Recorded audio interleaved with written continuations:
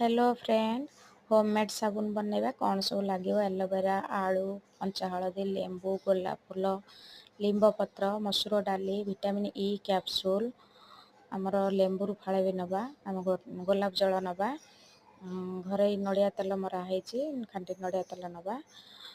मसूर डाली चाउल को ग्राइंडिंग करनवा, पाउडर बाहर करनवा,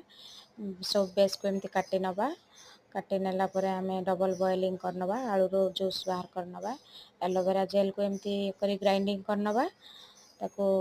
लिंब पत्र दबा, बीट, कंचा हलदी, लेंबू रस सबू बीट देकी सबू आमे एमती ग्राइंडिंग करनवा, तार जूस बाहरला परे ताको कौन करिवा कि आमे एमती ताको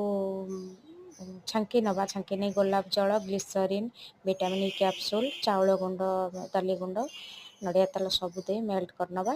कलापर से विटामिन ई कैप्सूल देकी ताको आमे सोप बेस एमती मेल्ट करनवा, मेल्ट कलापर आमे आनी ताको साबुन केस रे देदेबा, साबुन केस रे देला परे हो रूम टेम्परेचर हो जीवो, फ्रिज रे रखे आवश्यक नाही, पूरा 7-8 पीस साबुन बाहर